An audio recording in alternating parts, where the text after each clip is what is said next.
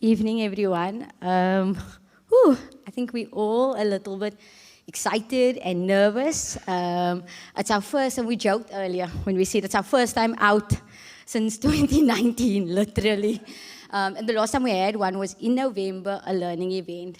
I think the big one for us is to use this opportunity to not only share experiences, but a big one is to say thank you. Each of you guys that are in the room here play a significant role in the work that we do and allowing us to do the work that we do. So a huge thank you, and a huge thank you for coming out. So we really, really appreciate that. I also want to take this time to acknowledge a few people, and that's in particular Nick Botma. Thank you. You'll see Nick's images are inside closer to the bar, and at the same time, they aren't here, but I'm hoping they're online, is the Stellenbosch Photography Design and Stellenbosch Academy for Design and Photography for the beautiful images you'll see inside. So huge thank you to them. And then just in terms of protocols with regards to COVID, I'll come around with a mic with some sanitizer, just for you guys to bear that things in mind. Whilst we're in the gallery, when you're not eating and drinking, just keep on your mask. We just want to take those kinds of precautions. I also want to you're in for a treat. A big treat. Today we'll have some sharing of the work that we do, and that will be done with Nikki van der Merwe, our MEL director, and then I think the stars of the show are sitting in the front, and you'll hear from them later. And they will tell their own stories, and it will be facilitated with our incoming, I want to say, no longer programs manager, advocacy and policy manager, Abiwe. But without further ado, I'll hand over to Nikki. Thank you, Tanya. At Waves for Change, this is our clapping, so don't be confused. If you see this, you can clap or you can snap clap with us. I agree, it is quite overwhelming and nerve-wracking, but it's also really exciting to have an event. Tanya has been with us for long, and every year for the past 2 years, she's been wanting to do this. So thank you for pulling this off. And again, thank you for everyone that's here and everyone online that's joining us.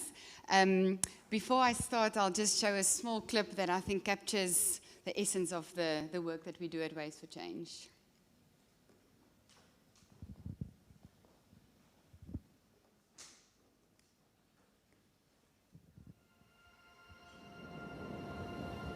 Wave, wave, that wave, that wave, on that wave, you on that wave, you on that wave, can be on that wave, I can be on that wave, dreams I can be on that wave, dreams I can be on that wave, dreams I can be on that wave, my dreams I can be on that wave, my dreams I can be on that wave, listing my dreams I can be on that wave, listing my dreams I can be on that wave, at least in my dreams I can be on that wave.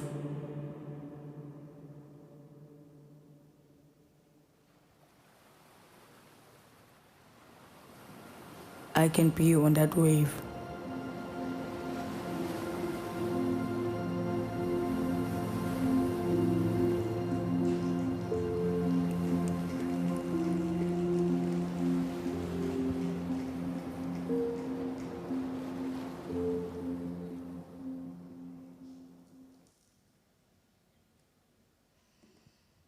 Okay, so Waves for Change is a child-friendly mental health service organization, and we fuse the rush and excitement and fun of surfing with mind-body therapy, and we work with young children that come from communities where they face adverse events on a daily basis and where there's little or no mental health support. We work with children who's aged 10 to 16, some of those examples of the adverse events that they face are things like seeing someone being shot or killed or stabbed, or when there's physical, emotional neglect. So we know the children we work with face a lot of trauma and adversity. We started small, unofficially in 2009, but officially in 2011, with 45 children and 3 coaches, of which they were Bongani, who's now a board member, Apish, who's our co-founder, and Tim, who's our founder. And in that year, we also won the Beyond Sport Award for Best New Program. 6 years later, in 2017, we reached 730 children through about 21 coaches, and we opened our 2 Eastern Cape sites. That year, we also increased our girl child participation from 16% to 40%, and we've maintained that ratio ever since, which we're very proud of. We also in that year won the Laureate Sport for Good Global Award. And an exciting milestone in that year was that we piloted our first program for neurodiverse children, and specifically children on the autism spectrum. And I think there were about 8 children.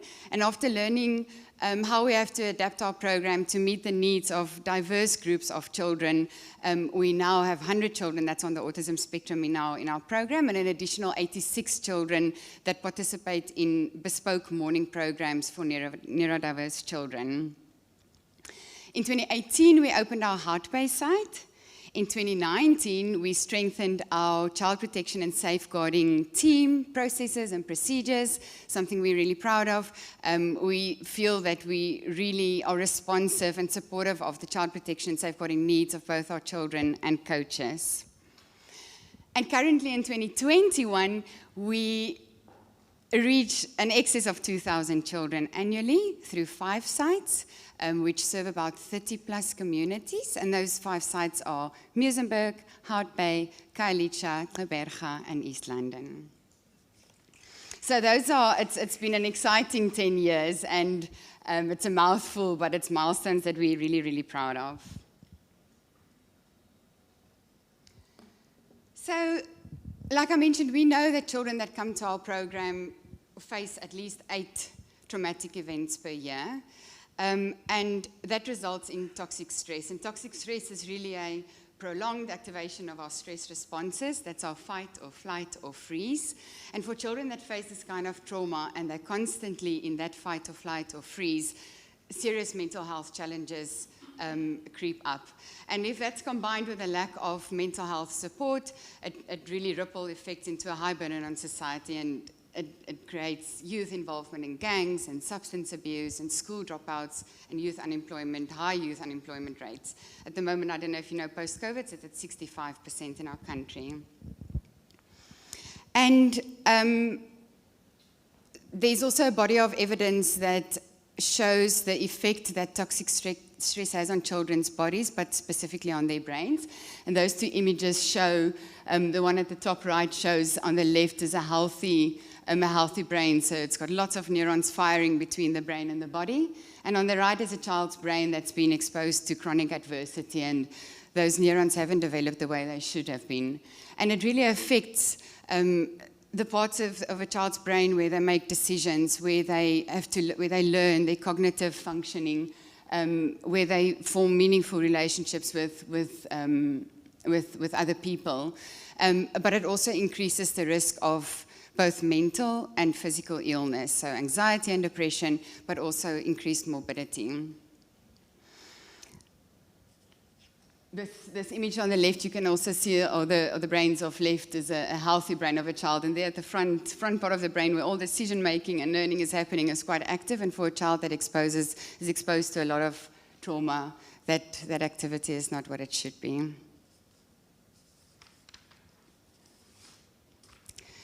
So it brings us to the topic of tonight, mental health, access to mental health, and how unequal that is globally, but particularly also in South Africa. In South Africa, 92% of people that need mental health support don't have access to that.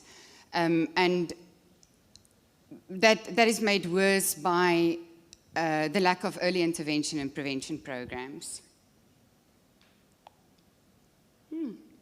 I'm nervous. And unfortunately, it's not that there's no responses, but unfortunately responses by government and private sector and other CBOs are often fractured, it's under-resourced, and it's quite siloed. So it's too little to deal with this treatment gap.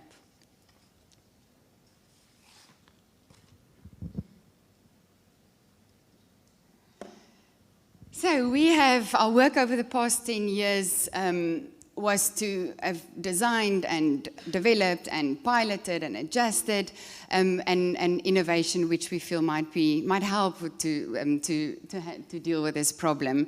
The innovation was based on a PhD study where peer child youth researchers were used, and it was developed by young people in low and middle income countries for young people in low and middle income countries. Through participatory processes, so we really strive to involve young people from communities, but also with input and oversight from mental health experts. We've made sure that the intervention is evidence-based, but it is also locally owned and child-friendly. And our model is it's underpinned by 5 pillars, or what we call 5 active ingredients, and those are the ones that are up on the screen. Firstly, a safe space, both a physical and emotional safe space. That kind of speaks to itself. Children are safe when they come to us, but they also feel comfortable to share if there's something they have to share. The second one, caring connections. So we create an environment where children have the opportunity to form caring connections with caring mentors or adults, but also with a positive peer group. And then fun and challenging group-based activities. So at Waves for Change, we've obviously chosen surf, and we very often are asked why surfing. And in short, unless you're a surfer, if you're a surfer, I probably don't have to explain it. If you're not a surfer, there's something about surfing that demands focus. When you're in the water and there's a big or a small wave coming, it's what you're focusing on. And that kind of creates what we call flow states. And when you're in that flow state, you've got respite from negative emotions and thoughts. So you can't think about anything else but you and the water and the wave that you want to catch. And then psychosocial education. So that is a coping skills curriculum that we facilitate and share with both children and their families. And it is based on theories and models that are proven to be effective to help children with mental health challenges. And an example of those would be, the coaches will go a little bit more in detail in it, but strengths-based is one of the approaches, and our very powerful power hand is an example of an activity that's grounded in strength-based approach. The other one is behavior activation, so that's really identifying what makes me feel good, what activities makes me feel good, and keep doing that. And one of our activities, pair surfing, is based on that, so where children feel good when they help each other catch a wave, when they listen to each other, when they respect each other. I'm too scared, don't push me into the wave. And then they remember, oh, that made me feel good, the next time I'm going to do that again. And then also, of course, mindfulness. So our meditation, our Take 5 is all grounded in mindfulness. The one thing, sorry, I forgot to say about surfing also is, especially at Waves for Change, it's an individual activity that children do, but it's facilitated in a group setting, and it's in an environment that is an environment of autonomy and mastery as opposed to competition. So children can take risks in the water at their own pace, and if today I just want to go up to my knees, that's fine. No one's comparing with anyone else, but tomorrow when I catch that wave, I feel like a sense of, I could do this.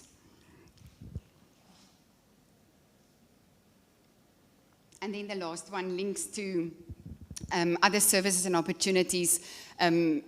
So that's really to link children where it's appropriate or where it's necessary to additional services or support, for example, a social worker, for example, a psychologist, for example, another community-based organization, and or connecting them to other opportunities for personal development. So whether it's other training, whether it's an aftercare pathway at Waves for Change, one of our aftercare pathways is our Saturday surf clubs. So it's really an opportunity for a child to drop in whenever they need it, but if they need any of these 5 pillars, it's right there for them.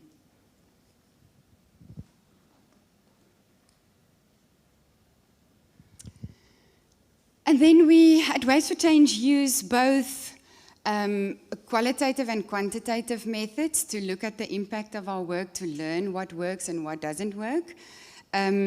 We have, over the past 10 years, but I think probably over the past 4 years, really built a strong M&E team, and we've learned that if those 5 key active ingredients are facilitated together really, really well, that children experience positive mental health outcomes. They've got a sense of belonging, a sense of inclusion, and they've got increased confidence. I won't go into too much detail on all of these. We're launching an official learning brief in November, where we will share a little bit more about our research this year.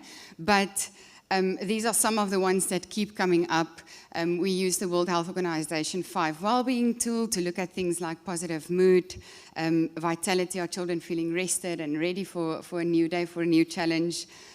We use the difficulty in emotion regulation scale to look at how children identify and regulate their emotions. It's also a tool where we can look at how children can see past feelings of hopelessness and look into a future and set goals. And then we use heart rate variability to look at children's the effect that surf bodies got on their surf therapy's got on their bodies. So we know what trauma does to their bodies, and heart rate variability tells us what surf therapy helps children with. And they are more settled. They're less in a fight or flight or freeze state.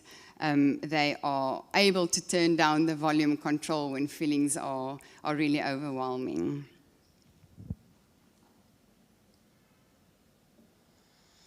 But like what we saw with the treatment gap, that 92% is quite overwhelming, I think, for everyone, if you think about how many people do not have access to mental health services. So we do know that we can't do it alone and don't want to do it alone.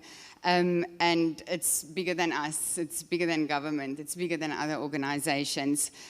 So we've, over the past 3 years, designed and piloted a sharing and scaling approach, which we believe bridges the gap between research and evidence and what works to grassroots organizations. And we are definitely an organization that keeps learning and that keeps adapting and that makes sure that we stay relevant and that makes sure we listen to local voices and we listen to lived experiences and make sure that our service remain responsive. So over the past 3 years, through our sharing and scaling arm of our work, we've worked with 25 and still work with 25 organizations across 11 countries. And the last time I checked, Ash is here, you can maybe ask afterwards, 1,200 additional children and 50 additional children that's been reached, but I'm sure that number has grown already. And while I'm talking about Ash, maybe I think that our sharing and scaling work has really been made possible by, but also been supported by 4, I think, key arms of work or streams of work at Waves for Change. One is obviously our own surf therapy service across the 5 South African sites, and that's held by coaches and site managers. Jandra is here from Muizenberg, and Blossom is here. Blossom is here from Kalisha, and Katkani is here from Hartbang. So please ask them any questions if you want about our services at the 5 sites in South Africa. And it's, of course, overseen and held by Robin, our country director. Then we've got, of course, the Mal team. It's myself and Lee is sitting here in the front. Maureen isn't here and Paula is sitting there. So we kind of like hold that part of our work. And then the training, sharing, and partnerships team, which is Ash. Is she outside? Okay, and Tim and Jamie, Jose and Kelly, so they really hold that space for us. And then last but not least, we are fortunate to have a really strong advocacy and comms team who's responsible for advocacy and awareness around mental health challenges, stigma, language, task shifting at various levels, at a community level, at funder level, at government level, at private sector level. And they really fly the flag to try and to shift how we see mental health service provision. And then over the past 3 years, with the sharing and scaling, I don't want to say learned, we actually were reminded of the wealth that exists already in communities. There are organizations, we know that mental health has got both social and psychological components. And we found that there are organizations, whether they're formal registered CBOs or whether it's young people in informal groups working with children and doing some kind of activity, that we feel and believe that our team that I just mentioned can really support and help these CBOs and groups of young people to elevate the existing social components they already offer. And we've seen with all of the organizations we've worked with that it's 1 or 4 at least of the 5 pillars that I was talking about. These organizations create safe spaces for children. They offer a challenging activity or a sport through which children build confidence. They facilitate a space where children can have these caring connections with local staff, with coaches, with positive peers. And they also connect them to other opportunities. They connect them also to aftercare and any services available in the community. But if that is combined with a really good understanding of how stress affects our bodies, if it's combined with a really good understanding of models and approaches to make mental health services available at a community level, then these local organizations can structure themselves and use a psychoeducation curriculum to offer activities that teaches children that psychological, or that help them with that psychological support.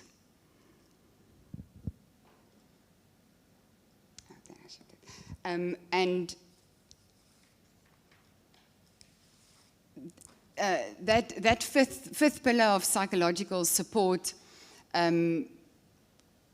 there's often a misconception that that can only be met by clinical professionals.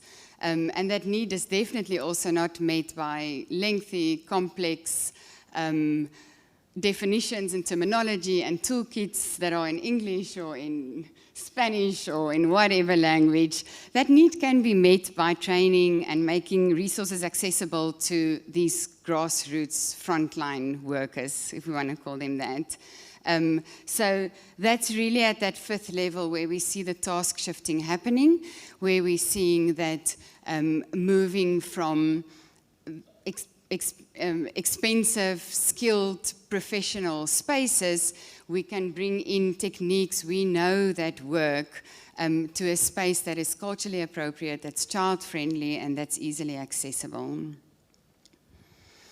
So on that note, I want to actually introduce you to someone that tells our story much better than what I do, and her name is Thandi.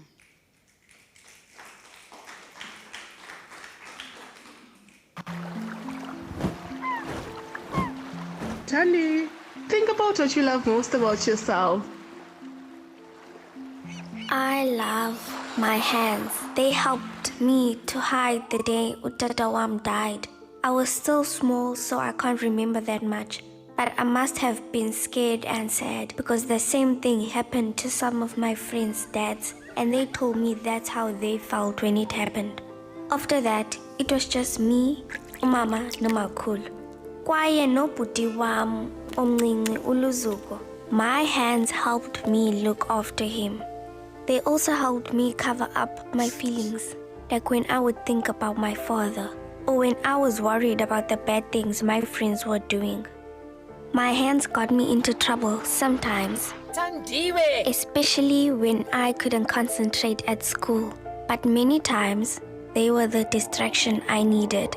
Now, my hands are my connection to my new surf friends and my tools to help me feel good about myself. Waves for Change has taught me how to use my hands to calm down when I'm scared and upset. When I started, I didn't think I'd ever be good enough to surf. My mom said it wasn't a good idea because I didn't know how to swim. And umakhulu said, Indombi ayiqubhi. But my coach made me feel safe. She told me how surfing makes her feel. She is umakoti and goes into the ocean and surfs. She listened to my stories and told me about being bananas. That's why we call it when we protect each other from harm, respect each other's feelings, and communicate with each other about our feelings. I use my hands to help my new surf friend feel safe in the water, to to remind myself of good days and to think about my strengths. Ndiyakhathala.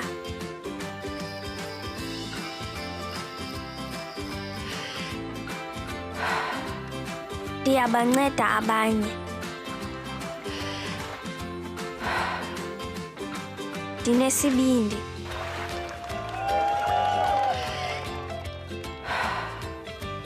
Ndinekamva.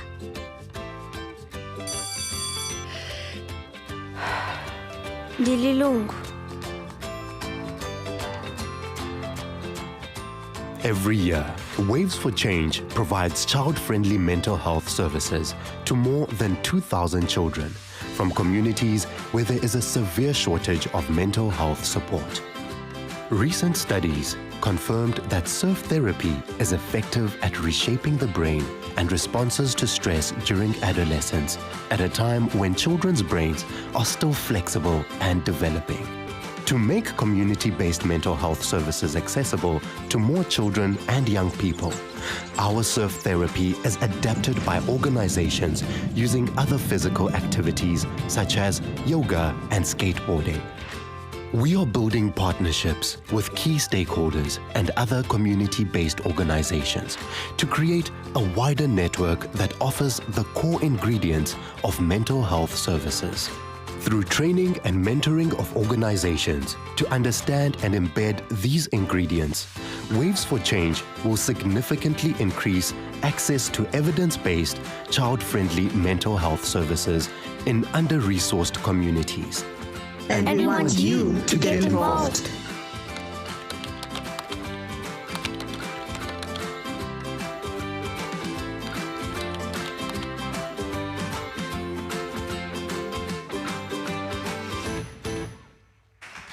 I should have given her the floor from the get-go. Thank you. That's it from my side. I think before we get to the very exciting part of the panel, I'd like to take if there's any questions from the audience, I'm happy to answer them. Yes. Sorry, Tanya's got a roving mic. She'll move on to you.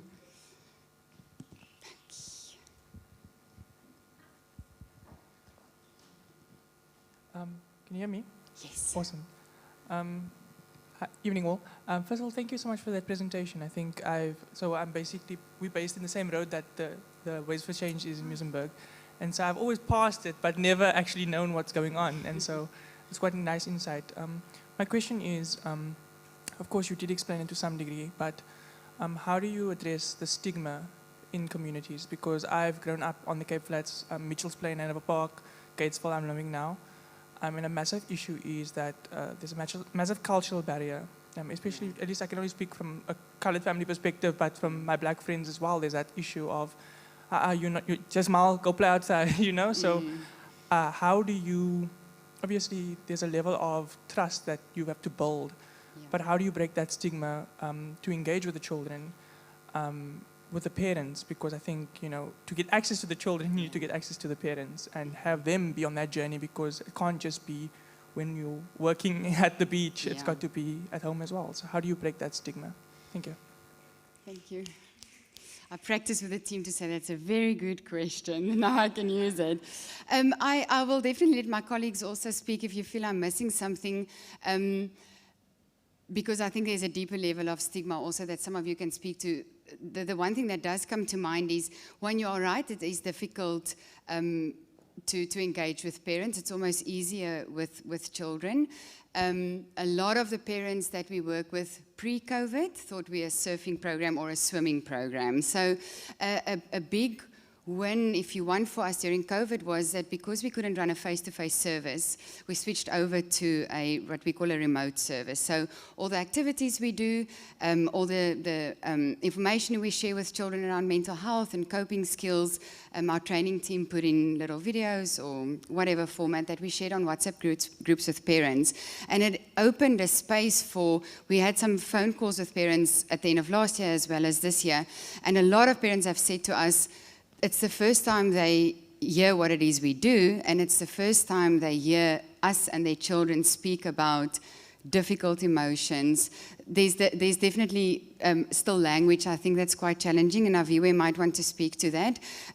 But just to start the conversation around, it's okay to not feel okay, and these are some of the things you can do, and these are some of the resources you can access. So COVID has in some way helped us to get that wheel going, but I don't know if anyone else wants to add a little bit around that, and that I think is more doing that work. Thanks, Nikki. Thank you so much for your question. So I think one of the biggest things we have found is that in local languages, there is no term for mental illness or... Oh, must I stand? Oopsie, sorry. Okay, I'll come here. So, hi, I'm Aviwe, and as Tanya said, I'm the incoming Policy and Advocacy Manager.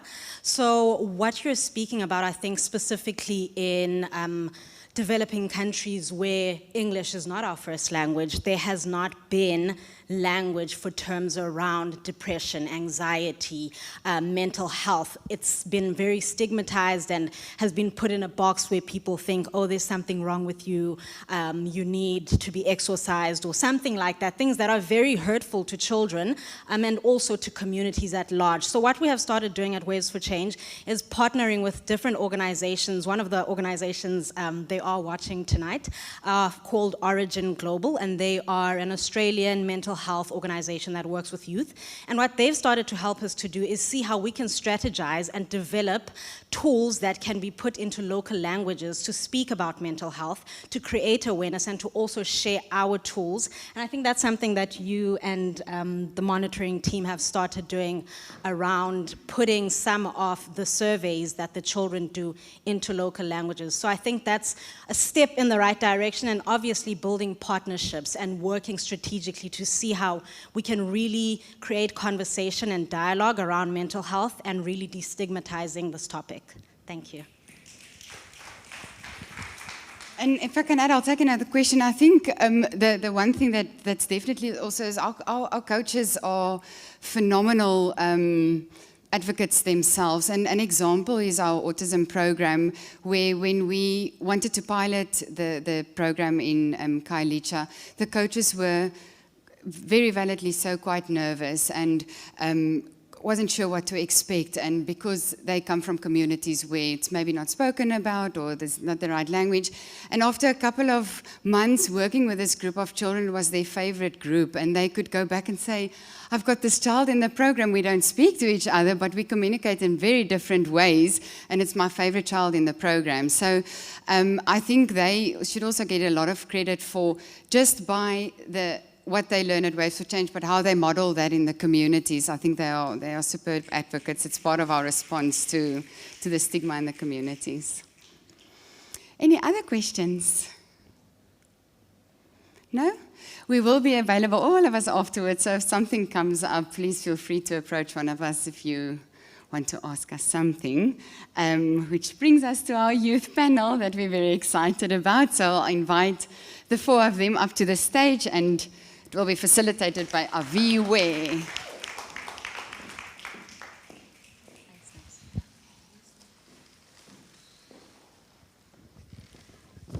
Ooh, this is so exciting. Oh my gosh. Hello, everybody, once again. Thank you so much for being with us tonight.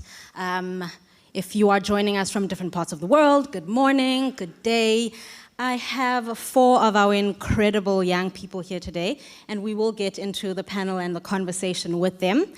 We all have mental health. We all need support, but access to mental health care is not equal. A 2019 study by UCT found that South Africa spends 5% of the total health budget on mental health services. This is in line with the lower end of international benchmarks of the recommended amount that countries should spend on mental health.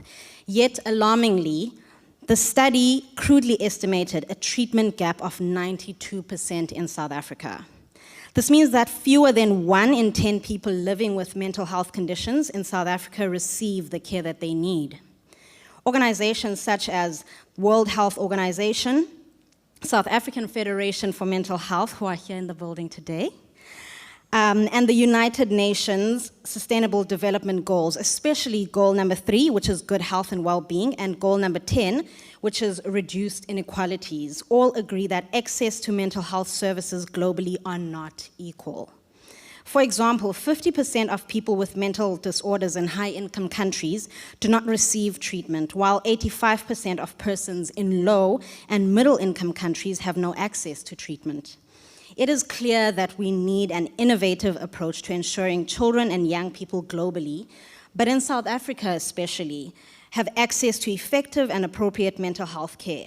Today, our youth panel will talk about access to mental health services in an unequal world. By sharing their thoughts, experiences, and knowledge on community-based, youth-led mental health services using physical-based activity and mind-body therapy. So I'm going to pass over to my lovely colleagues here today in a short while to do their introductions. Just to let you know, we have 2 of our senior coaches, Lux and Busi, and then we also have 2 of our training interns, Jamie and Jose, double J. But before I hand over to them to introduce themselves, I'd like to share a short video that we can all just look at to hear a little bit of Lux's story.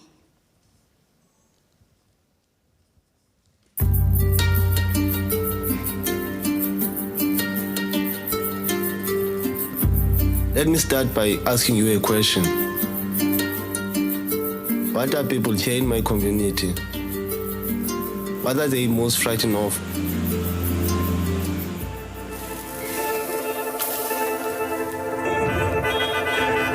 What can I tell you about my Khayelitsha? This is the world I live in each and every day. Khayelitsha is one of South Africa's biggest townships.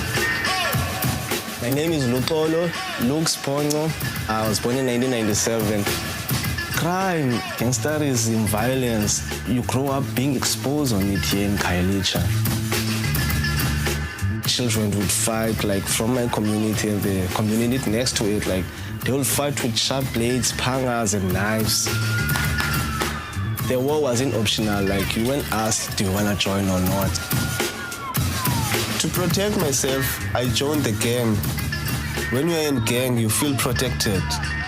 You feel untouchable.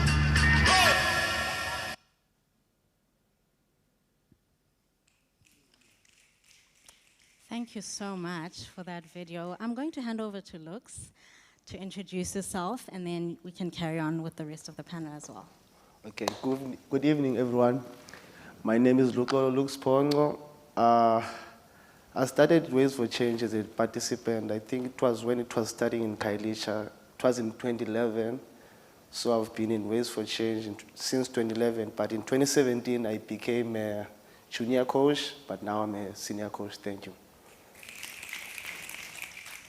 Hi everyone, my name is Busi Swakeserimpokye, and I am a senior coach at Ways for Change. And I've been with Ways for Change for the past 3 years, and I'm also a mentor to the children that we work with.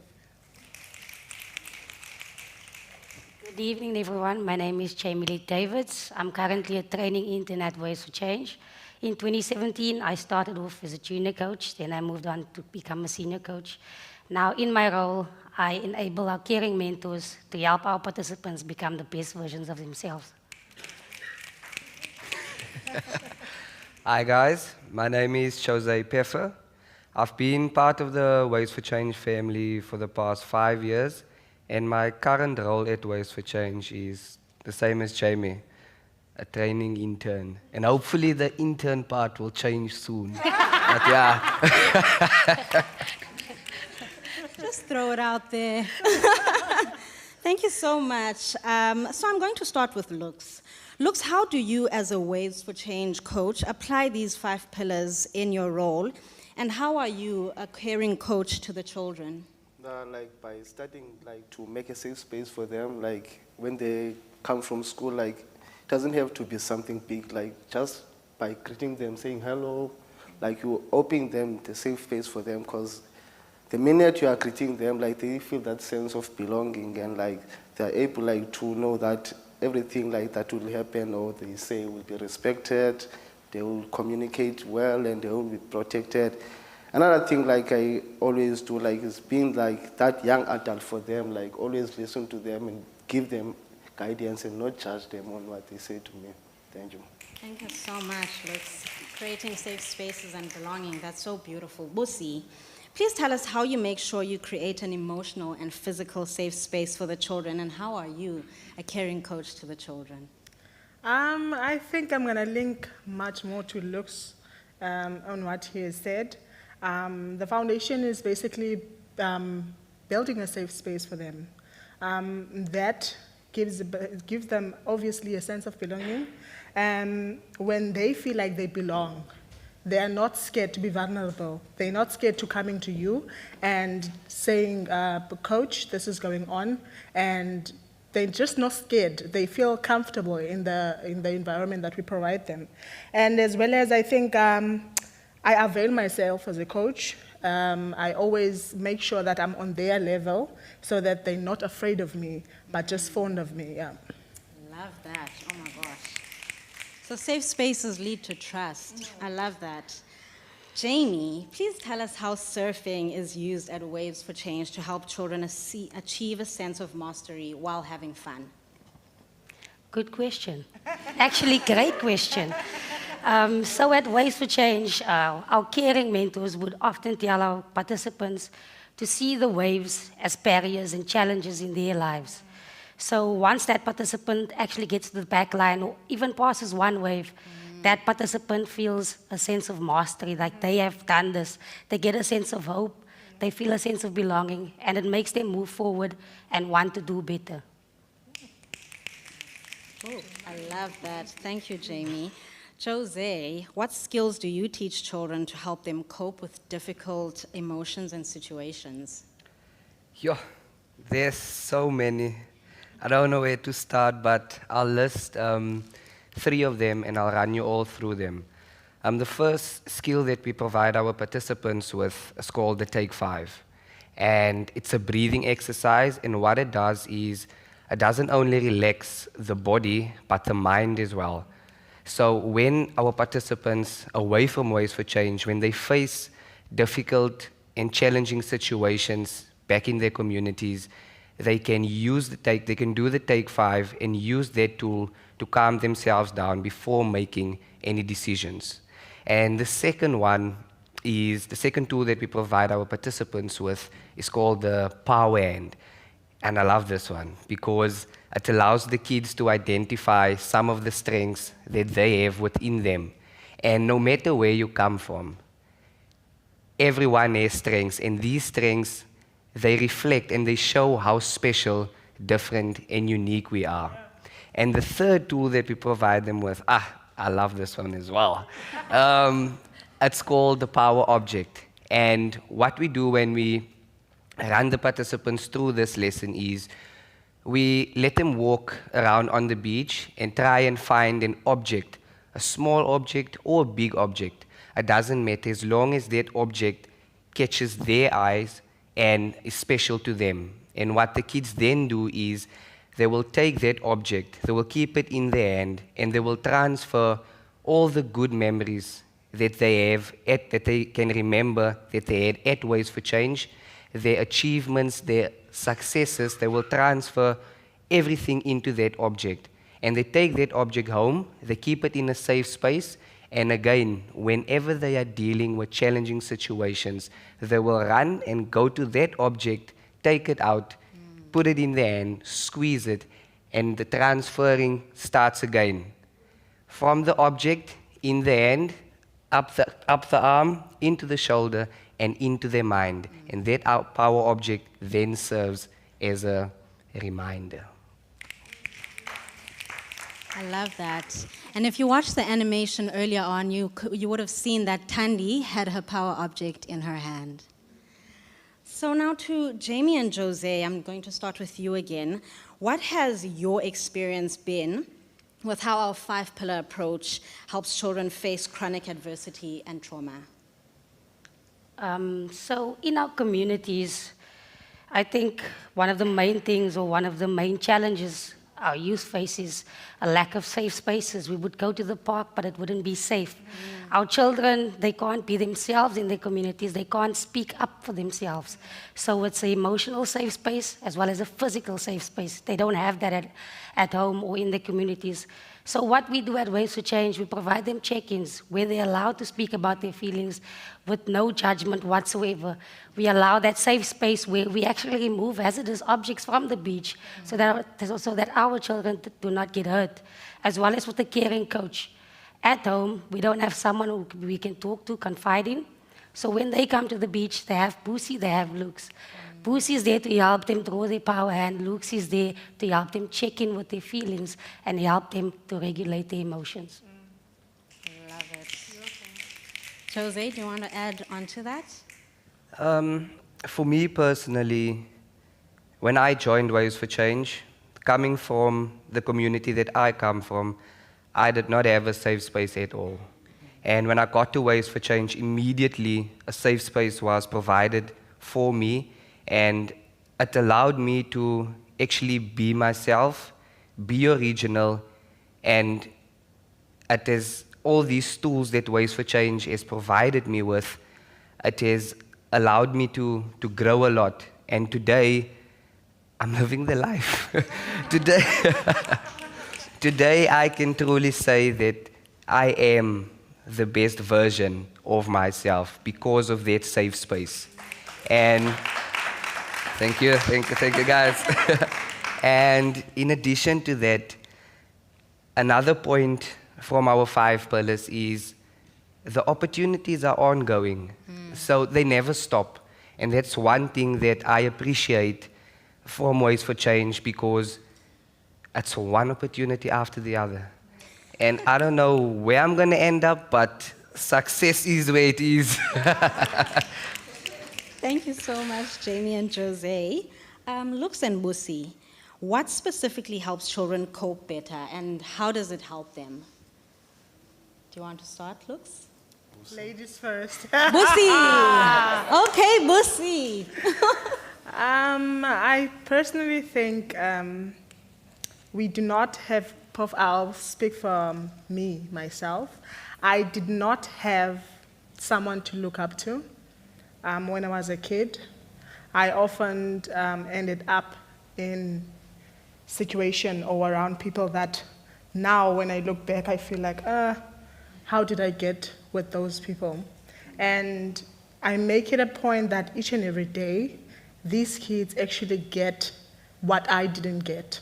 They get a caring adult that I wish I had. And I make sure it doesn't matter how I feel down, I feel alone. I just put on a smile on my face because they are very fond of me. Like I am their home. I need to always come with my open hands each and every time they come to Waves for Change. So, yeah. Thank you so much. Lux? So, like, just to add on what, like, Busi just said, like, Oh, for the children to be able to cope better, and how does it help them? Oh, so, like, yeah, I wanted to link from what she was saying. So, like, just was, like, she was saying, like, having a safe space and having, like, someone, like, who's a positive role model, like, somebody, like, who will tell you if maybe you are taking a wrong path and must go this way.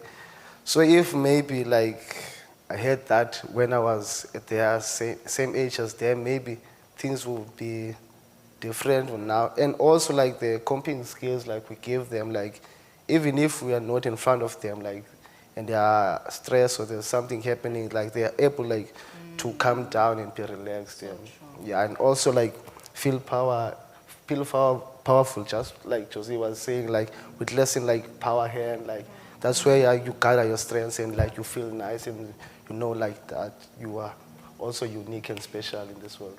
I love that. I love that. So, Busi, in your opinion, what needs does Waves for Change surf therapy program address for the kids? I mainly think Waves for Change addresses children's mental health needs and challenges, and also provides them with new opportunities, and as well as equips them with coping skills so that they can use coping skills to their day-to-day lives.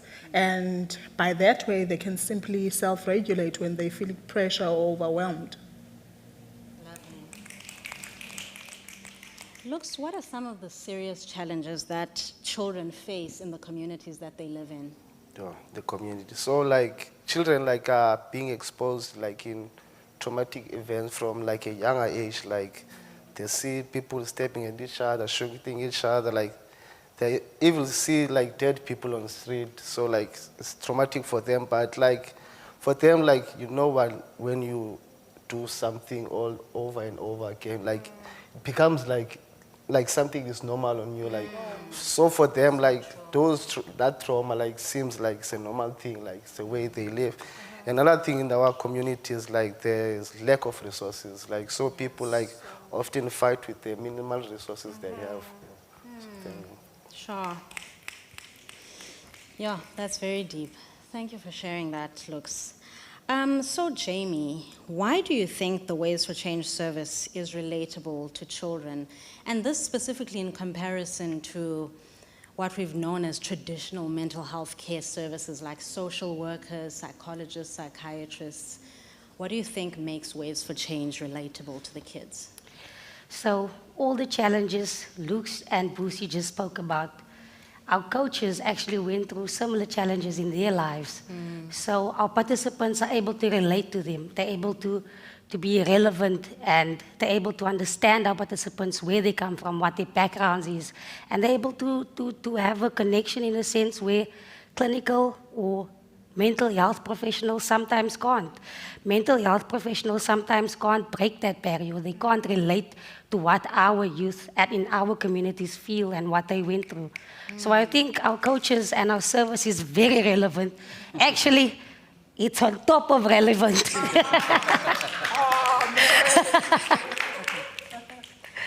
Jose, would you like to add to that?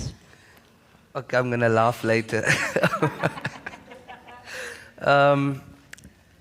Yeah, just to add on what Jamie said, also like the kids that we service at our program, they come from households where they don't have access to a safe space, firstly, and a caring adult.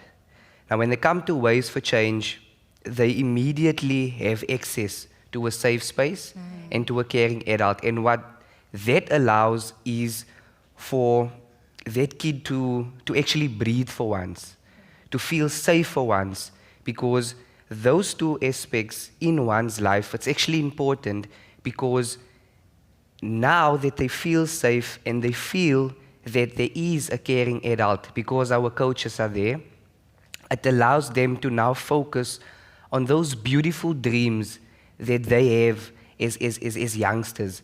And like one of the tools that I mentioned earlier on that our coaches provide our participants with, the Take 5, that breathing exercise. It calms down the mind, and what it does is it allows the participants to then be able to make positive life choices. And that's what we chase at Ways for Change, to enable our participants in communities with the proper tools to strengthen this. And whether you are dealing with what situation, how challenging it is, when that mind is calmed down, anyone is able to make a positive decision. Thank you so much. So relatability is really about meeting children where they are and not prescribing something that is disconnected from them at their age. Now, being inclusive is a key value of our work at Waves for Change, and we particularly strive to include those often left out, being marginalized or ignored in mainstream services. These are people such as the LGBTQI community, neurodiverse individuals, women and girls. I'd like to talk to you about your experience at Waves for Change and inclusivity, as well as how the service is able to meet the needs of diverse groups, communities, and populations. Busi, I'll start with you. based on this image that is showing behind all of us right now and in front of you.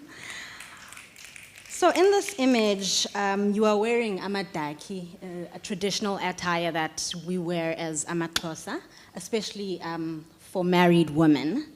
Now, how does this image make you feel, and what message do you think this image gives to people around the world, and more specifically to young girls?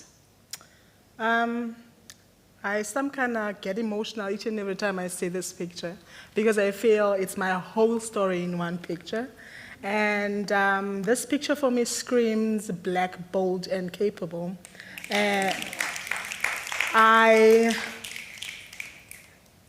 I tried making a change. I challenged gender expectation and norms. Yes. And I feel the whole world noticed me for it. And to young girls and women out there, I'd simply say, whatever you have to do, or rather, no matter how small, you try to change our mental health as women, or try to change the way that we are being treated now, is enough. It's never too late to change the world to a better place. Wow, thank you, Busi. Oh, siyabulela, enkosi. Jamie, being a female mentor and a training intern at Waves for Change, what has been your experience of expectations on women and girls in the communities where we work, and how has Waves for Change created a safe space? So I think when young girls come to our program, they feel the need to play certain roles. This might be helping out in the kitchen. It could also be helping cleaning the space where we work at. When I was a coach, you could ask Jose, like he could vouch for me. I refused to be in the kitchen. I helped the boys carry pots down to the beach. I was in the back line with the guys. I was making bottom turns, top turns, going off the lip. I was there, I was doing it all. And I think I encourage the male coaches as well to like spend more time in the kitchen, maybe clean up there where he sees it's dirty so that the other participants can actually see that men and women can do anything that they want. And I think because they thought I was brave, I opened that safe space up for them. We now have girls who serve the back line. We have young men who work in the kitchen who wants to help out dish food. So I think it's all up to us coaches to open that space for them to actually be themselves and to accept the fact that they don't need to conform to societal roles. Love that. So I'm gonna ask this question to Lux and Jose. To the guys. You both have lived experiences of the difficulties growing up as young men in the communities where masculinity is often defined by violence and gangsterism and external ways of being tough. Can you please reflect on your journey at Waves for Change and share with us how Waves for Change has influenced how you view masculinity and also your own personal definition now of masculinity? Okay. So like in our community, like the most thing that like is lacking, like it's belonging, like there's lack of belonging, like everyone doesn't know where they belong. So like on that young age, like you tend to look for sense of belonging from wrong crowd. So in a community, even if maybe you are part of a singing group or maybe a dance club, maybe you're doing something positive, like the bad guys, like the guys who are doing bad things will always mock you and want to beat you. The only way to be in a cool gang, you have to join gangsters. That's why they call themselves, they say they are cool. So I also ended up joining gangsterism from a young age. Then fortunately enough, it was just 1 year. Then the following year, Waves for Change was in Khayelitsha, so I started going to the beach. So back then, before I joined Waves for Change, like violence was the solution of all my problems. Like, if there's violence, everything will be fine. So, when I started like surfing and joining Waves for Change, like, I had less time spending in the community, like, than in the beach. Like, most of the time I was in the beach. So I ended up like changing and like seeing things like in a different way, not in the same way I used to see them. Firstly, like, I knew that like my mind like could like remember that violence doesn't fix anything. Like, it only makes your problems worse. So back then, for me, was like, I don't even want to finish school, but with surfing, like, I was able to like to dream big and finish my school with good marks. Before surfing, I used to do something that will only benefit me. I don't care about you, even if you are crying, as long as I'm benefiting. But now, like, ever since I joined surfing and started surfing, like, I do things that will not only benefit me, but other people as well. So, like, yeah, thank you. I love that. Empathy, I think that's what you can sum up that whole word. For me, just came through is that empathy. And that's something a lot of times, and I grew up with brothers, that's a lot of the time males are not taught that empathy is okay. So thank you for sharing that, Lux. Jose. It's me, eh? So in a nutshell, like, I grew up in a community that's very diverse. And the young boys, we chased two things that made us actually feel empowered and strong.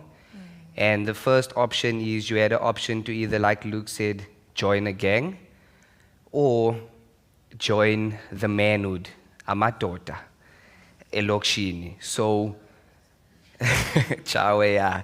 So, the reason for those two options is because of what Luke spoke about, the sense of belonging. And luckily for me, I didn't take the route of gangsterism, but I took the route of manhood. And even though I'm a colored, I went for initiation through the Xhosa culture, and that's why today, like, in my community, I'm seen as Ndotum Xhosa. And everything then changed after I joined Waves for Change.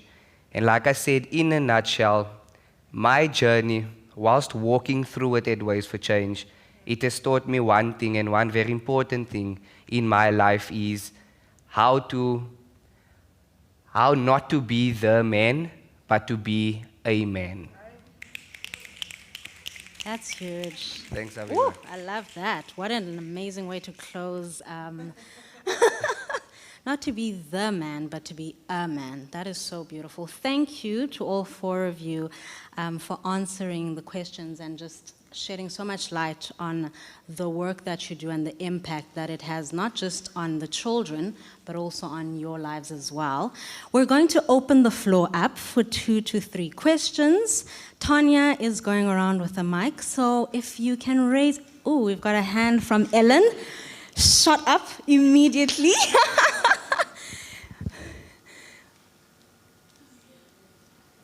Oh, if you can come out of your lab.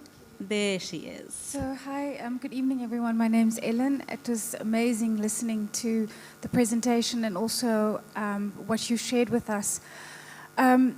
It's one thing to give, but when you give, it also takes a lot from you. So, coming from a social work background, I think I could relate, though. I wanted to know what is challenging, because it's, not everyone chooses to do this work and not everyone can maintain it for the very simple, just for obvious reasons. So what is challenging in what do you do, and what kind of support is there? How do you find that strength to keep giving? Thank you. Thank you, Ellen. Busi, okay. What is challenging for you, and how do you find strength to cope?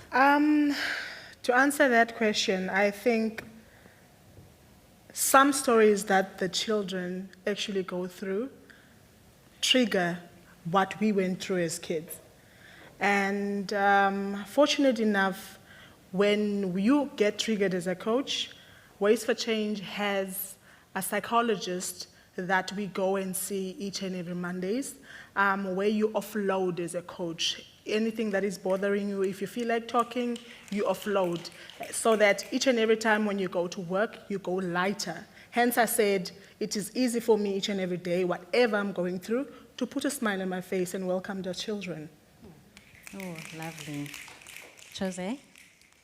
I would say the challenging part for me personally is the fact that the kids come from the same communities that we stay in. It's important that we always lead by example, not only at Waves for Change, but in the communities as well. And these kids, they see you every day, what you do, weekends. But what helps me cope is something that Waves for Change also provided our mentors with, is with actually mentors. And I have just been opening up, and what's the interesting word? Venting. Yeah, that's the English word. I've just been using those sessions with my mentor to ask questions and to also receive tools that will help me stay original, lead by example, and just keep this mask here next to me. Because I think in order for us to do this type of job at the best of our ability, this mask needs to be next to you when dealing with the kids. And that's the only way they're also going to relate, and it goes vice versa. And that's where the trust is built, that's where the bond is built, and that's where the life is changed. Oh, lovely. No, Do you want to answer? You don't? Okay. We can ask another question. Oh, I see. Yes. Thank you very much for the presentation and the insights we picked up tonight. We work in the space of youth development, and we catch them after matric. And a lot of what we deal with is exactly what you're dealing with. So we often think when they finish high school, they're ready for the world. They're not. So what happens to them after you guys are done? Thank you so much. So, okay. I'll go. So our participants attend a 12-month program. But after that, our wonderful Mel director has also mentioned that we have after-school programs. So in that program, children come once a week on a Saturday, where they still get access to caring mentors, safe spaces, as well as a teachable moment that we call that is the emotional learning, where it comes in. However, Luke's was a participant himself, and he's a coach. So there's lots of opportunities in Ways for Change to become a coach, to become a lifeguard, to become junior nippers, you name it, we cater for all your needs. We might not cater for all needs, but... Lux, do you want to add from your experience? Okay. I think we... Oh, I see a hand there. Yes.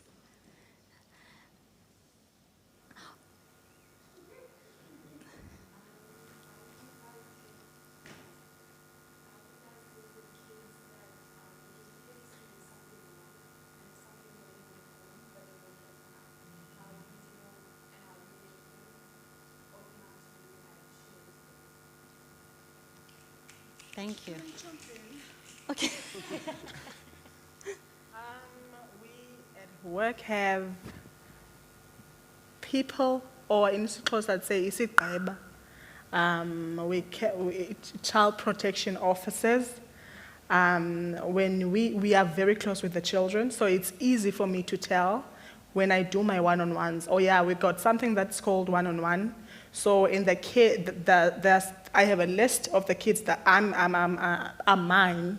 I need to do a one-on-one once a week.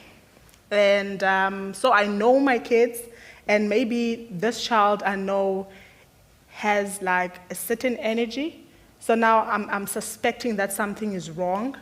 I then go to my manager and speak about it, and she then links me with the child protection officers, and then I lay my case and say, well, this is going on, and they usually take it from there. Like, we have a structure to report if we suspect that something official is going on, or even if a child comes to you and says they are being neglected or they are being abused. We have like a step-by-step protocol that we follow that is through our CPOs, and the CPOs, of course, attend to the matter. If need be, they refer the child, be it to social workers or whatnot. Looks? Or maybe if you notice something from the child and like they're not saying anything to you, like it simply means that like they don't trust you enough like for you to help them with their problems. So like for you is to build more relationship with that child so that they can trust you more enough to tell you their problems so that you can help them. That's so true. Okay, thank you so much. Yeah, that is the last of our questions. We're going to close up the panel now, but I do just want to ask each of the panelists to give us one word that you just want to share in terms of whether it's your experience of Waves for Change or what the program means to you.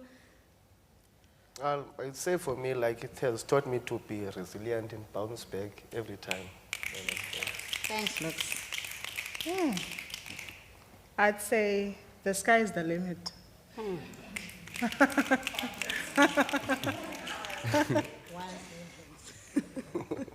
Can I say a sentence instead of Okay. I want to say a sentence. Authentic, because through Waves for Change, I found out more about who I am as a person. A second chance. And if I have to elaborate on that, most of my life before Waves for Change has been a dark path that I took. And I was probably going to be further than what I am in life now, but because of lack of resources and bad decisions, I was the only path I could walk was that dark one. And when joining Waves for Change, I was actually given a second chance. Not to turn back the hands of time, but actually to start afresh. Wow, lovely. Thank you so much. Tanya. What to say after that? I think I just want to give, first and foremost, a huge thank you to the panel. I feel like this was a pipe dream of Zinkles and I since July, June, when we said we wanted a youth panel and wanted to do this and all of that. We didn't have the time, and then it was COVID, and it just kept being something. And then we were like, we're going to bite the bullet and we're doing it. You guys have been amazing this couple of weeks of doing this work and all the workshops in Clay. I take my hat off to you, Paula, and the team for the support. It was amazing. And you guys are the stars of the show. Never forget that. Never forget that.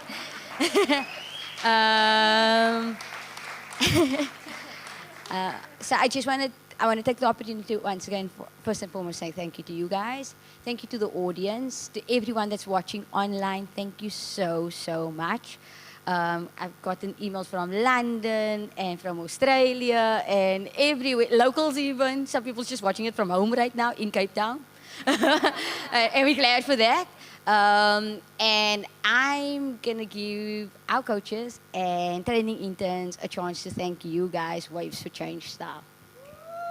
We are low-key celebrities. Okay, and if any members of the team want to join in to do a thank you kilo, you're welcome.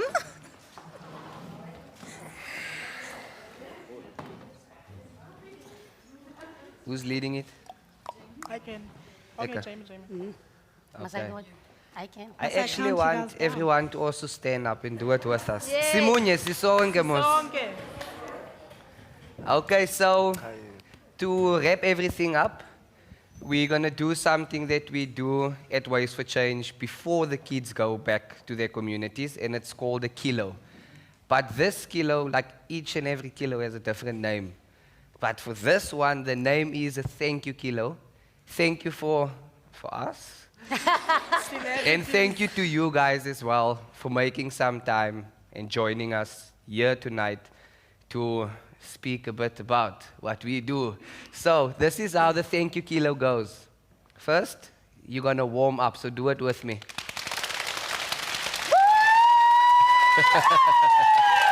Okay. So I'm going to say, or we're going to say, let's give ourselves a thank you kilo.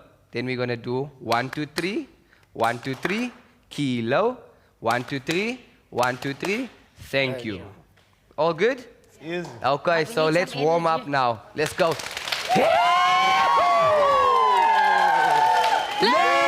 give ourselves a thank you kilo. 1, 2, 3, 1, 2, 3, kilo. 1, 2, 3, 1, 2, 3, thank you. Nice one. Nice one. It was awesome. Nice one. Nice one. Sure looks. Short and simple. Nice one. Nice. Can we go Nice now one. to our hostess?